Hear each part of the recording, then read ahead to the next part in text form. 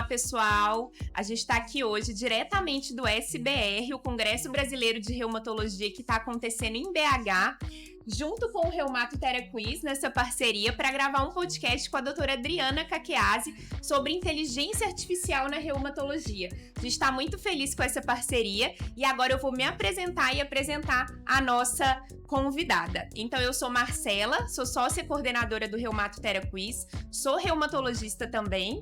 Essa aqui é a Maria Tereza, que é a minha sócia, ela é radio-oncologista e a gente tem o prazer de contar hoje com a doutora Adriana Caqueasi, que é reumatologista pela SBR, doutora em medicina pela UFMG, também é professora associada de reumatologia da UFMG e ela é sócia fundadora do Reumato Science, que é uma empresa de educação que traz muito conteúdo de qualidade, com muita evidência científica, um grupo seleto de colegas reumatologistas e também é sócia fundadora da AmpClean. Bem-vinda, Adriana, a gente está muito feliz com essa parceria. Obrigada, Marcela, Tereza, prazer estar falando de um assunto tão interessante e fazendo essa colaboração com vocês também, Reumato Quiz, que também tem trazido muito conhecimento e ajudado os médicos, né, no dia a dia. Acho que é muito alinhado com o que a gente faz, então é um prazer estar aqui e conversar com vocês também. Vai ser um bate-papo ótimo.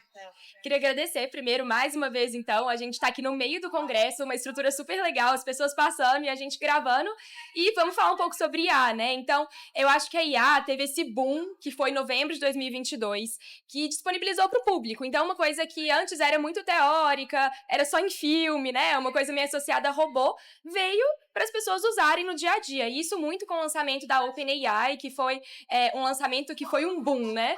Só que assim, a gente sabe que a IA remonta, né, a um tempo muito antes do que 2022, 2023, 2024. Então, desde a década de 50, 60, a gente já tinha algumas aplicações de IA, e mais ainda depois, na década de 60, 70, já aplicado a parte da medicina, a parte de saúde, principalmente em grandes faculdades, né? Então, acho que Stanford era um exemplo maravilhoso, que eles já tinham esses supercomputadores, já tinham essa coleta de dados e já estavam fazendo muito de IA naquela época. Adriana, qual que é a sua visão sobre isso? E como que você define, assim, para as pessoas entenderem um pouco o que é IA? Como você falou, a IA já vem aí há algumas décadas, né? Mas ela se tornou bastante acessível nos últimos anos. E só fazendo um comentário interessante, que eu sugiro que as pessoas que tenham interesse assistam 2001, Uma Odisseia no Espaço, onde a gente tem um computador que interage, né? E eu acho que aquilo até traz um pouquinho de receio para as pessoas sobre a inteligência artificial, mas é muito interessante até para as pessoas entenderem há quanto tempo a IA já vem sendo estudada e atualmente está muito disponível, né? Então, falando assim sobre os conceitos, né, inteligência artificial seria a capacidade que o computador tem de executar algumas ações que seriam, então, do humano, só que com uma capacidade de rapidez e uma capacidade de analisar quantidade de dados bastante acima daquilo que a gente, num tempo mínimo, seria capaz de fazer. E nós temos a inteligência artificial, então, que seria esse conceito maior, e dentro da inteligência artificial nós temos algumas outras maneiras de analisar dados que foram evoluindo, então são maneiras avançadas de inteligência artificial analisar dados, e nós temos o machine learning, nós temos o deep learning, nós temos hoje a superinteligência. Então, são avanços na inteligência artificial e que estão praticamente já no nosso dia a dia, né? A gente tem vários exemplos disso, mas uma coisa que eu queria pontuar, para ficar claro para as pessoas, é que uma coisa é coletar dados.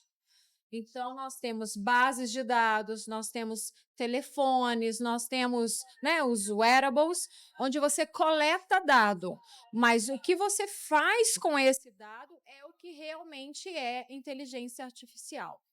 Então, acho que isso é importante, porque a gente, às vezes, tem alguns dispositivos, né? Mas nós precisamos saber que aqueles dados têm que ser trabalhados. Trabalhados a partir de um algoritmo, mas que tem muito da determinação humana sobre o que vai ser feito com aquele dado. O que eu quero dizer também é que a gente não pode deixar de participar. A inteligência artificial ela não é uma coisa separada da nossa ação. Então, acho que esse é um medo que as pessoas têm, como eu estava falando, com o filme, mas nós vamos determinar o caminho da inteligência artificial na nossa vida. Exato. E mais do que isso, assim, eu acredito muito, né? Tem muito essa conversa do tipo, a IA vai substituir o homem na medicina, em qualquer área, na tecnologia. E não é bem assim. Primeiro, que tem um comando ali por trás, então isso faz toda a diferença. E segundo, que todo o trabalho da inteligência artificial, ele tem que ser checado, tem que ter um duplo cheque.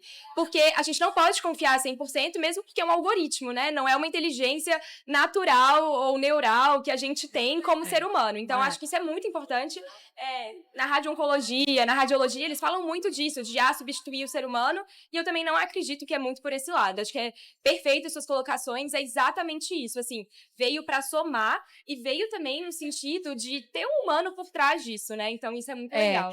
Isso que você falou é importante, e aí já colocando assim sobre, né, o que nós temos acompanhado, é que, primeiro, então, você tem que coletar bem os dados.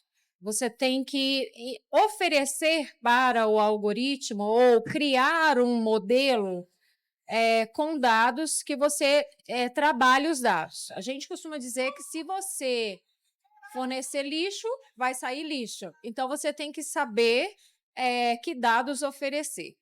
Você tem que saber o que perguntar. Na utilização prática da IA, você tem que saber fazer a pergunta, né? Então, a gente chama de os prompts. Você tem que saber utilizar.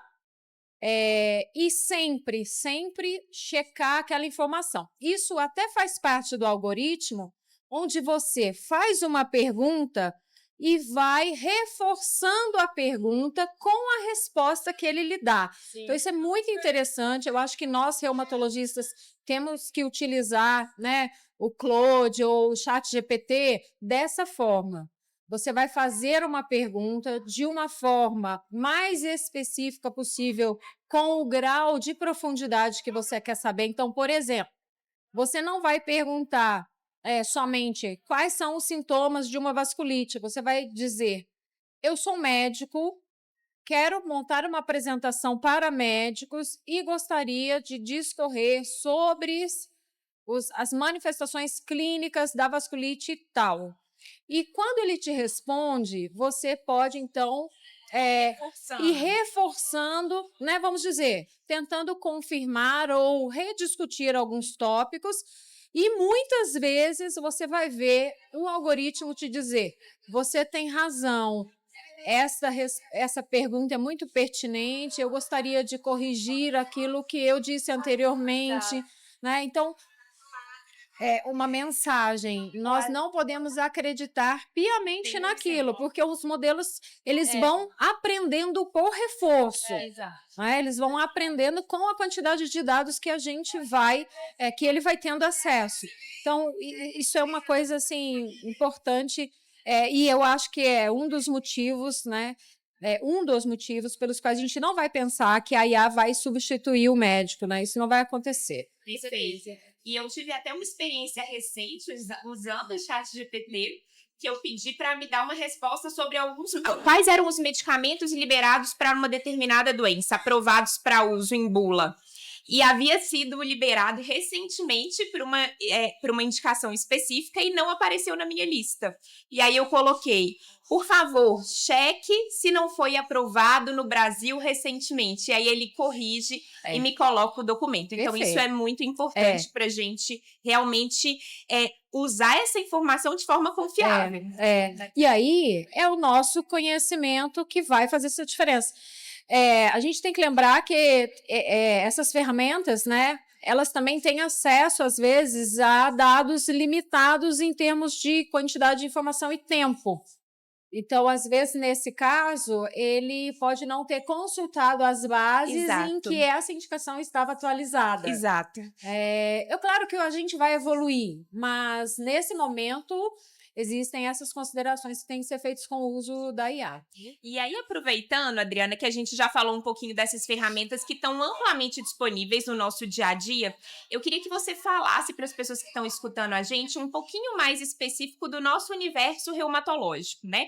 O que a gente tem de IA atualmente? O que a gente pode esperar para um futuro próximo ou para um futuro mais distante dentro da Reumato? Acho que o reumatologista vai ter um grande auxílio da IA, né? E as aplicações são inúmeras. Atualmente existem alguns modelos, algumas plataformas que podem ajudar, como, por exemplo, o paciente ser acompanhado e poder haver uma identificação de uma atividade de doença, né? Para o Brasil, nós não temos ainda uma ferramenta nossa, então utilizar ferramentas de outros países pode ser complicado, porque essa é uma limitação da IA, né? Países que não coletam dados corretamente, Exato. países que não têm essas ferramentas ainda, esses modelos, o que você encontra numa população pode não ser aplicado à nossa população. Mas existem ferramentas para artrite, onde você pode identificar atividade de doença.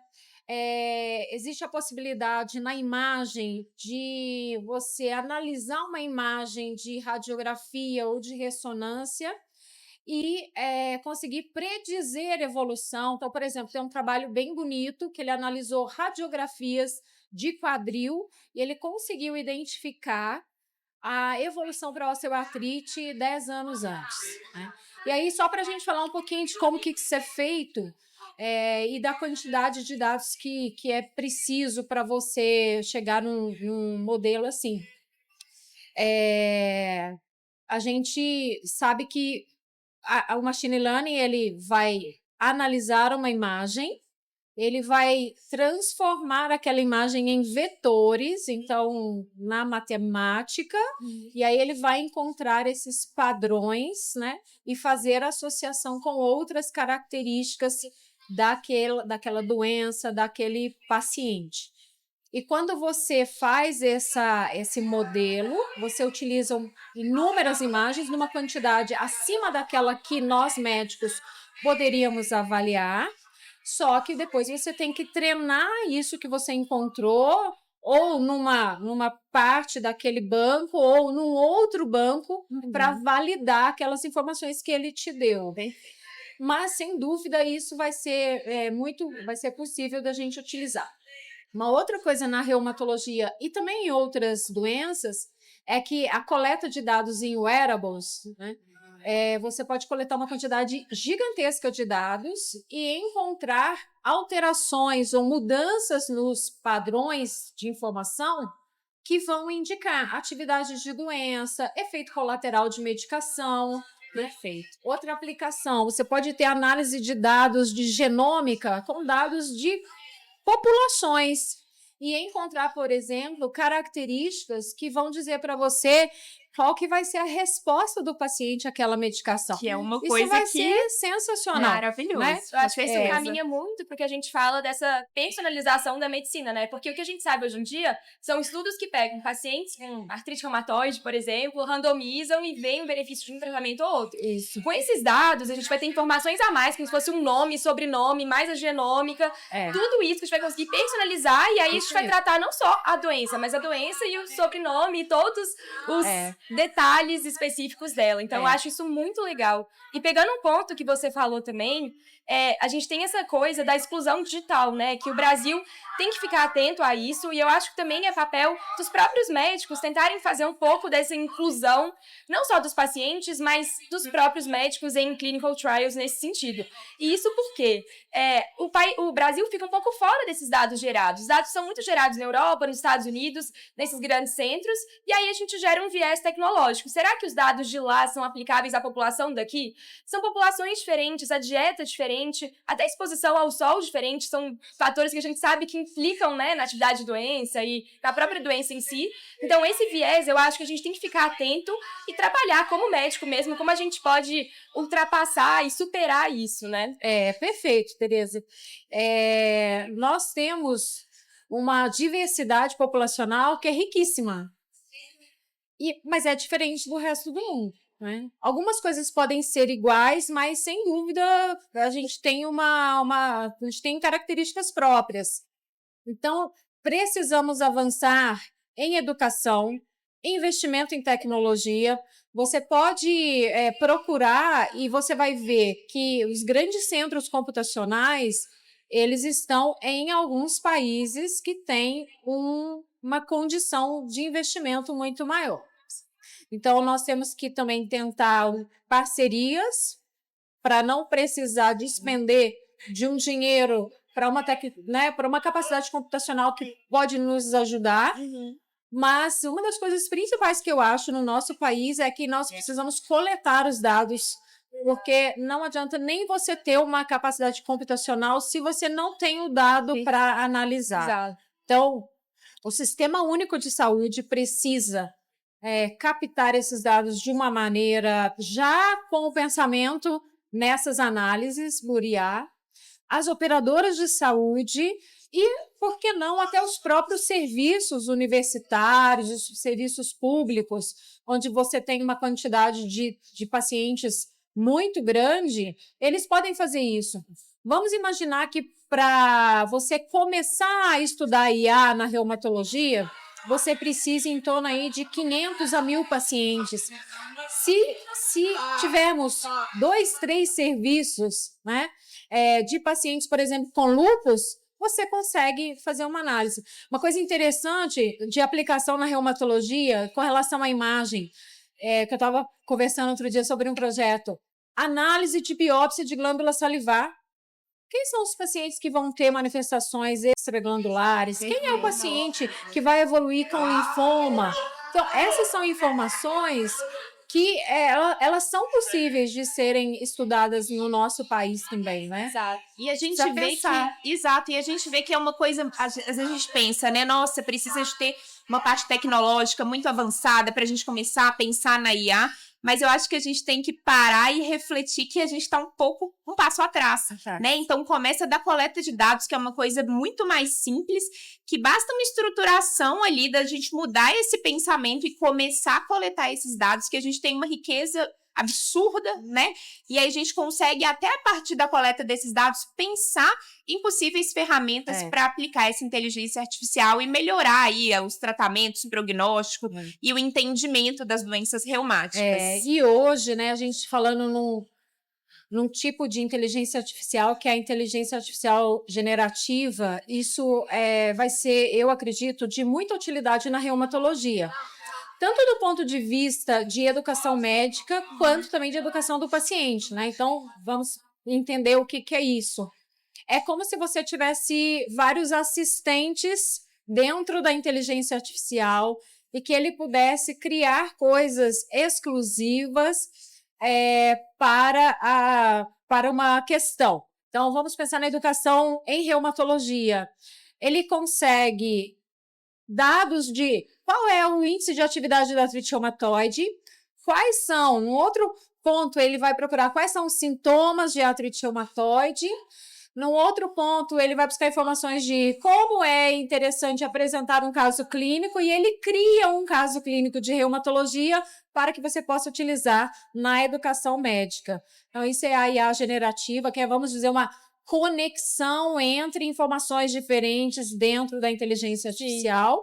E para o paciente, você pode ter orientações, explicações e que levem em conta a linguagem do paciente, a forma de se comunicar, tipo de medicação que o paciente está usando, né? Então, acho que as aplicações são múltiplas, né? Essa parte da IA na educação, não só dos médicos, mas de pacientes, ela é muito interessante, porque acaba que, assim, as pessoas informadas, elas conseguem até desfechos melhores clínicos, né? Então, a pessoa, se ela souber o que ela tem que fazer do lado dela, estilo de vida, mudança de estilo de vida, ou manejo de efeito colateral de remédio, não no sentido que ela vai manejar, mas no sentido de saber quando que ela procura uma ajuda quanto a isso, né? Isso. Então, assim, é importante educar, e a gente sabe que no Brasil, principalmente no cenário público, às vezes falta tempo. Assim, tem ambulatórios, são 40 pacientes em uma manhã. Por mais que a gente tente fazer o melhor, a gente não consegue orientar todo mundo da forma mais completa possível. Então, a gente sempre vê como um a mais, como um ajudante e não um substituto, e os chatbots na IA generativa vão ser, assim, maravilhosos quanto a isso. Esse é o grande exemplo, em que o paciente pode não absorver todas as informações na hora da consulta, mas ele tem um assistente e que fala na linguagem dele, para o medicamento dele, para a doença dele e para as expectativas daquele paciente, né? Exato. Então, a inteligência artificial utilizada para o auxílio do paciente. Auxilia o médico, dá mais tempo para consulta, para questões que você acha relevante para aquele paciente, né? Então, acho que isso é muito importante. Eu estava vindo para cá e estava pensando na reumatologia, no uso da IA. Então, por exemplo, uma coisa que pode, né, daqui a um tempo a gente ter disponível, você ter padrões de pele de paciente com lúpus, com análise da imagem do seu paciente, você tira uma fotografia, já estou pensando num produto, né? Você tira uma fotografia, coloca numa ferramenta e você, com os padrões de análise da imagem do seu paciente, você encontra qual é o melhor tratamento para esse paciente, qual a chance desse paciente evoluir, às vezes, com fotossensibilidade com um câncer de pele, né? Enfim, qual a chance do paciente ter manifestações sistêmicas além da pele? Então, assim, as possibilidades são inúmeras, né? Inúmeras, né? Inúmeras. Não, perfeito. E tem mais um ponto, assim, que eu acho bem interessante, que você trouxe um pouco no início do podcast, falando de como que os reumatologistas hoje podem já usar IA. Porque, assim, a gente falou muito de perspectivas, que é maravilhoso e que, assim, se Deus quiser, vão estar em prática e em uso no Brasil em breve, mas eles já podem usar a IA, como você comentou no início, desde já. Então, eu acho que é importante a gente falar, assim, primeiro, termos práticos.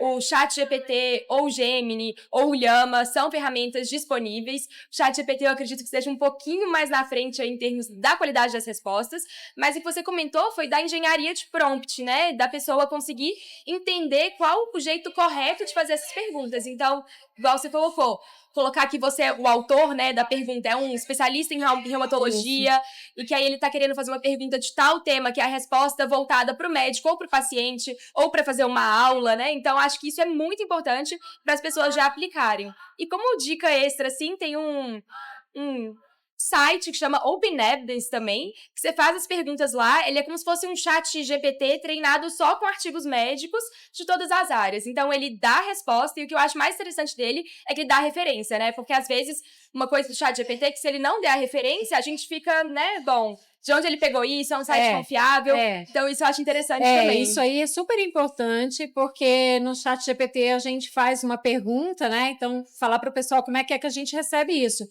Ele te dá uma resposta, mas aí quando você fala assim, qual a referência dessa informação? Ele fala, como eu não tenho autorização, isso pode ter vindo de... Aí ele te dá algumas dicas. Eu nunca fiz essa pergunta para ele. Ele te dá algumas dicas, ele fala assim, de acordo com os dados coletados, essas informações podem ter vindo da revista tal ou tal, no ano X ou Y. Isso não ajuda muito. A gente já fica um pouco mais você fica, né, preocupado. O Claude, ele te dá referências mais, eu gosto muito, ele te dá as referências um pouco mais específicas, né? Mas a gente tem que lembrar que tem o Semantic Scholar, por exemplo, um school que você consegue as referências, então isso eu acho bem interessante já para aplicação no nosso dia a dia. E aquilo, você tem que fazer a pergunta correta. Exato. Né? E eu acho que algumas informações são interessantes, porque aí a gente está falando de LLM, né? Que são modelos de linguagem de larga escala, e é muito interessante, porque isso eu acho que é uma coisa muito aplicada, principalmente quando você vai comunicar com o paciente, que é ele entender a frase no sentido aplicado ao seu cenário, à sua população. Só para dar um exemplo. Você fala pede moleque. Você pede para ele traduzir ou explicar o que é. Se você tiver num site de tradução simples, ele vai falar que é o pet um menino, né? Mas na inteligência artificial, principalmente a LLM, ele vai te falar, isso é um doce característico de tais regiões, feito de amendoim. Acho que essa é uma maneira bem prática da gente entender o que é esse de modelos de linguagem, né? Dele contextualizar. E eu acho que isso é muito interessante quando você quer conversar com o paciente ou traduzir uma informação que vem de outro país ou vice-versa, para informar naquela população. Outro dia eu fiz esse teste, eu coloquei assim, o que significa oncotor? E deu certo. E aí deu certo. Olha só. Se fosse num tradutor simples, talvez ele não soubesse o significado. Erro, né? Essa palavra, né, ele não ia saber traduzir. Mas com a inteligência artificial, ele contextualiza. Então, ele diz, é uma expressão idiomática típica de Minas Gerais, que significa onde que eu estou. E mais, ele diz, estou perdido, não sei o que fazer, que às vezes a gente usa nesse contexto também. Muito bom. Enfim, Incrível. assim, inteligência artificial, a gente não pode ter medo. Exato. Se você tiver medo, você não vai participar e você vai ficar à mercê do que pessoas que não têm medo vão resolver com ela. Exato. Então, a gente tem que acompanhar e participar, se for, né? E, Adriana, uma última pergunta que o tempo aqui já até esgotou, mas que dica prática você dá, assim, para reumatologistas hoje, para eles aprenderem mais sobre IA? Assim, não para usar, talvez usar o ChatGPT, ou talvez estudar em algum lugar, vídeo do YouTube, o que você acha que é interessante para eles aprenderem e conseguirem aplicar isso na prática deles? Eu acho que essa questão ela é super relevante que você colocou, que a primeira coisa é entender o que é. Não começar a usar com medo ou sem saber. Mas existem inúmeros cursos, inclusive em português, que as pessoas podem fazer gratuitamente, né? A gente depois pode até disponibilizar, fazer um comentário para que as pessoas possam acessar. Mas existem inúmeros cursos que a pessoa pode fazer que são voltados para pessoas que não são da área, né? Não são da área das ciências de dados, ciência da computação, e que podem fazer com que, numa linguagem bem simples, a pessoa consiga entender. E depois, fazendo esse exercício que a gente fez, né? Que é perguntando, aprendendo, aplicando, sempre testando, sempre entendendo as limitações, mas tirando o que eles no momento têm de melhor e acompanhando. Eu acho que a mensagem não podemos ter medo. Sim, ótimo. Temos que acompanhar. Bom. Excelente. Queria te agradecer, Adriana, pela presença, pela parceria do Reumato Science com o Reumato Theraquies. Dizer que foi um super prazer. Eu espero que os nossos ouvintes tenham gostado desse bate-papo e que fique essa mensagem, né? Pra gente não ter medo, estudar cada vez mais e aprender a utilizar essas ferramentas em nosso favor. Né? Isso aí, eu Muito que obrigada. agradeço, foi ótimo também, e também espero que seja o primeiro de muitos, Exato. porque essa é uma maneira que a gente tem de colaborar, levar o conhecimento, dividir as angústias com os nossos colegas reumatologistas, né? E trazer um pouquinho do dia a dia para dividir com as pessoas. Muito obrigada. Perfeito, Obrigada. muito obrigada, Adriana. Até a próxima. Até.